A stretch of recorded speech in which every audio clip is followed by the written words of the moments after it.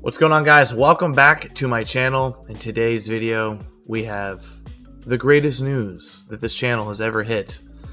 That is the OTA that we've been waiting for a very, very long time. Today, one of the cards that we've been wanting have changed for some time has finally been changed. Before we get into that, if you guys can, please don't forget to like, subscribe, and hit that notification bell. With that being said, though, today, some cards have been changed. It's not necessarily the changes that we wanted, but it's a right move in the right direction. So, we're going to go over a couple of these brand new OTAs, and with that being said, let's go ahead and get into it. We're going to start it off with Mobius first, and then we're going to get into the other cards.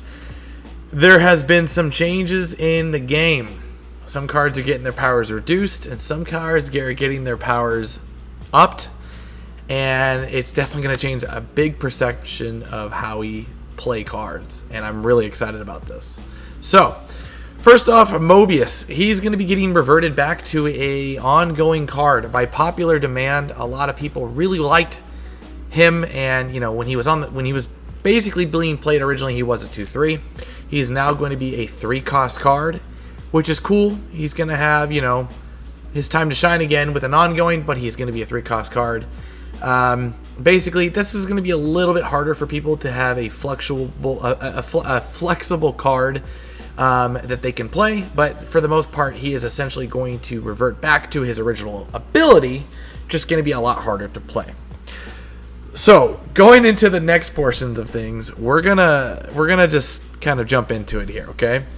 I'm not going to go in the absolute beginning list top to bottom. We're going to talk about the first card that's getting changed, and that is your boy Shang-Chi.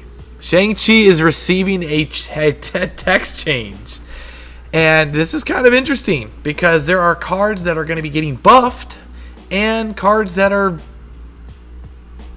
getting buffed, I guess, but they're going to be out of his range.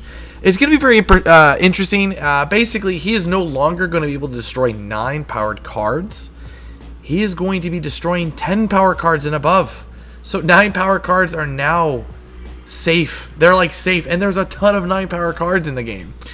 I'm so happy about this. I mean, it's just a right step in the right direction. Personally, for me, I would much rather him be a 5-cost card. He is a big card disruptor, and he's just always been the best card in the game. He was dethroned recently by America Chavez, but the developers wanted to basically make a statement as to why. Shang-Chi is going to be going from a 4/3 on reveal, destroy all enemy cards at this location that have 9 power or more. His new ability is going to be destroy all cards at this location that have 10 power or more. We've been waiting for the right time to deploy this change. In fact, since we began considering and vetting it, this conversation about Shang-Chi and his unique ability and decks have both changed dramatically. We first began considering this adjustment because he was simply just so popular and play rate that would have merited a nerf or most cards, even though his other performance metrics were average. However, 2 other good reasons emerge as well as we thought it over. First, 10 is just a, quote, better number than 9 in the game design speak, and it's easier to remember. An intuitive benchmark for big power. And has special significance to Shang-Chi thanks to the 10 rings. That's kind of cool. I get that. We will be using this threshold for more cards in the future as well. Second, the second chain adds space for us to design with a large mix of power and abilities, especially among 5 and 6 cost cards, without letting Shang-Chi catch them all. We're also making related changes to other cards so that Shang-Chi still destroys some existing cards that could also use a buff, while others he wasn't destroying and have room to gain power now. Notable cards we aren't changing that Shang-Chi will no longer destroy include Black Cat, Rescue, Abomination, Living Tribunal, and the occasional Ronin and Devil Dinos. We'll monitor all these cards closely to make sure their performance remains appropriate. Looking at you, Living Tribunal, but we're optimistic. So yeah, I'm cool with this, man. This is awesome. I like this. Thank you. This is a great change. I am okay with this. Really, I am fantastically okay with this. He doesn't counter like half the amount of cards nowadays in this game.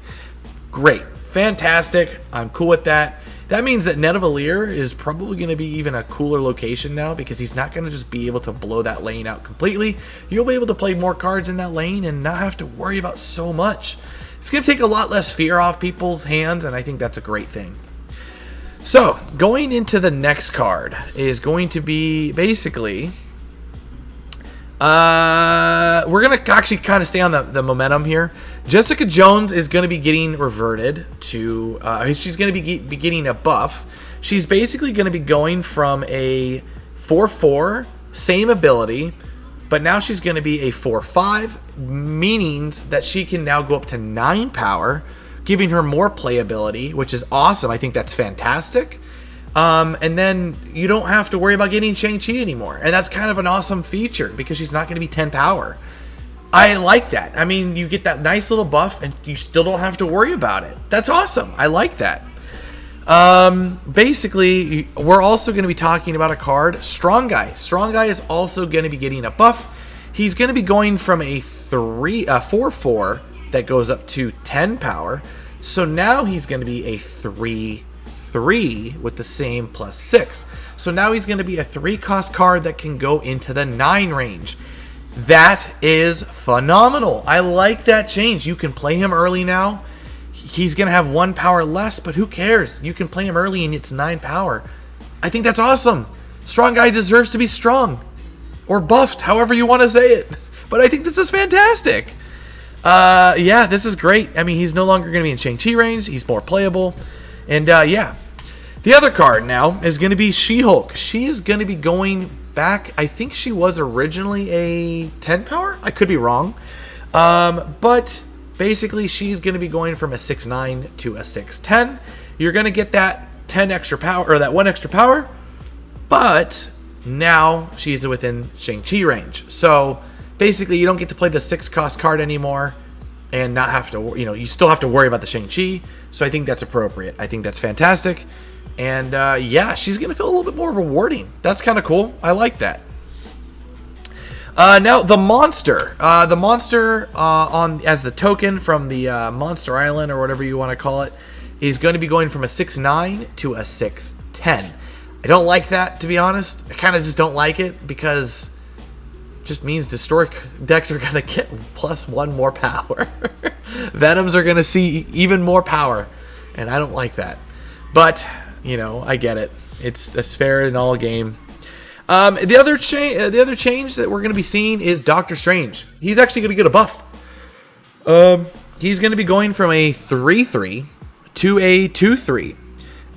Basically, they kind of stated here, many of us fondly remember the first move decks with Doctor Strange calling over Vulture and Multiple Man. As collections matured, this enjoyable card and popular characters often fell to the wayside. In effort to augment his long-term potential, we'll be keeping a fun early stage card. We're trying this simple change on for size. So basically, he's going to get a buff. He's going to become a 2-cost. Move decks are going to see more play, and I think that's fantastic. Move decks are really frustrating to fight against, and now that you can play Doctor Strange even earlier or more flexibly, I think that's awesome. I like this, and yeah.